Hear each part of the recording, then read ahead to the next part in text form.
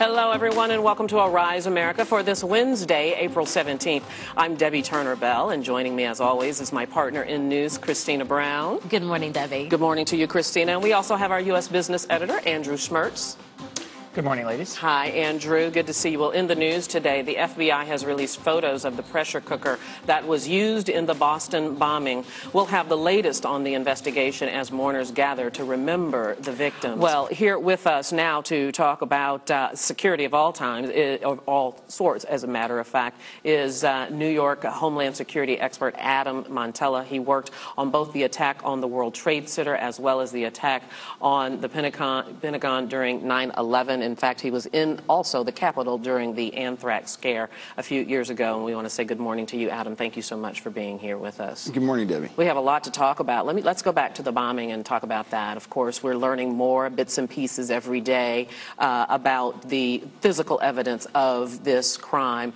However, there seems to be no indication of who did this or why they did it. Is it unusual at this point to have no suspect in mind?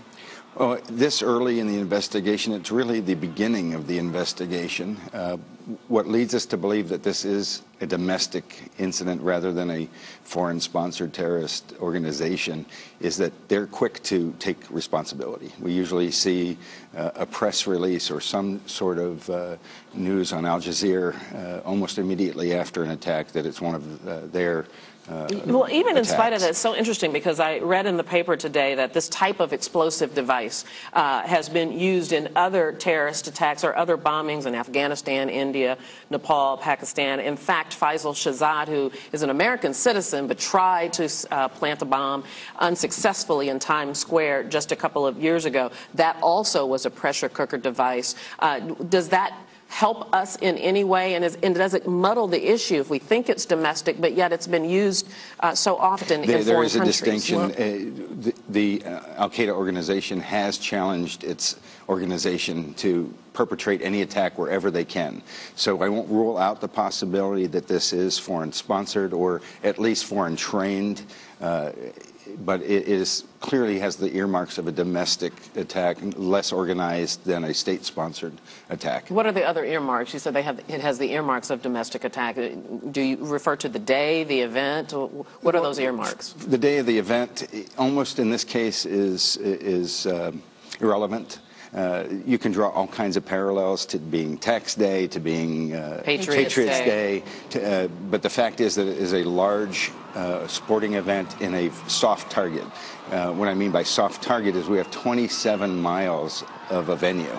Rather than a building that we can put a perimeter around, put police around, and protect it, this is a very open environment and easy access to just about anyone that wants to get in. Adam, what's to be made of the fact that there wasn't any sort of advisory that was issued by Homeland Security prior to the event, and no other warnings that we know of that was sent out to cities across the nation after the event? Well, in this instance, again, that's another earmark that leads me to believe that it was either a very small group or an individual that perpetrated this attack. Normally, we would hear what they call chatter, internet traffic, intelligence reports, gathering information. But in the absence of knowing whether or not it's connected to a large, massive terrorist organization, should there have been some sort of warning to other cities across the nation after this happened, in the immediate aftermath? In the immediate aftermath, you saw the cities of New York, Chicago, Miami, L.A., take a posture of readiness. But what I believe Christine is really concerned about, because I was really bothered by it. I walked out of my office, which is a government building, probably 20 after 3, 20 to 4. I didn't know this incident had happened until I had traveled a ways and got in my car and turned on the radio. And I'm listening to CBS Radio report on this, and they did not say it was Boston. And I'm thinking, did this just happen after I left Manhattan? I say this to say that there should have been, and I'm really disappointed in it, that at 2 o'clock when this happened, a little after 2, when there's a second explosion, and you know about the parallels of the first plane and then the second plane, and it was clear in everybody's mind at the World Trade Center. With the second explosion, this was clearly a terrorist act, and there should have been an automatic trigger to municipalities around the country. You know, and it makes me question the lessons we've learned after 9/11. Well, I was speaking to someone yesterday that we get into this disaster amnesia, or what I call the Dopplerian effect of disasters. And picture yourself on a subway platform, and you're feeling the impending approach of a train. And the louder, the closer it gets, the louder it gets, and you can feel the vibrations, and when it gets right up on top of you, everything's intense, and you're prepared for it, and when it passes you, you tend to forget about it. The same thing happens with disasters. After 9/11, the entire nation was on heightened alert. We spent an inordinate amount of money on grants and training and exercises and equipment, and now 10 years later, 11 years later, we're starting to see those grants disappear. Mr. Montella, yes. Can you draw any correlations? I mean, automatically, as you know, after 9/11, and you're being in Washington when anthrax scare did happen, which was shortly after 9/11. And now we have this situation, and now days after, we have the Ryerson situation with the senator from Mississippi, Senator Wicker.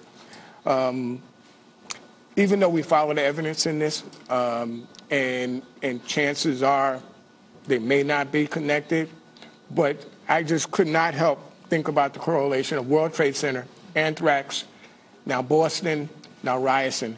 And when I'm forced to think about it, and I look at how groups work, you know, don't rule it out, but, you know, there's a good possibility these are not connected. Would you agree with that? I agree that there's a good possibility that these are not connected. I'm pretty sure we're going to find out that they are not. They are two isolated incidents. You know, I want to just ask you, what difference does it make in terms of information gathering and apprehending the suspect or suspects if it's an individual as well as opposed to a group? Is it easier if it's a group or easier if it's an individual? Much easier if it's a group. People tend to talk to each other. Just think about your own life, and somebody tells you a secret, and you're at a group of your friends. One of those friends is likely to tell their spouse, another friend, a loved one about what's going on, and they tell someone, and so on and so on. If it's an individual, it's much more easy to contain and keep a secret and not let evidence or clues out. So this is going to be a very difficult investigation unless they're able to determine where the bomb was made, how it was made, and find those kind of forensic fingerprints to find the suspect. Certainly hope that we find out very soon. Adam Montella, thank you very much. Thank you. Appreciate your expertise. Well, former Secretary of State Condoleezza Rice said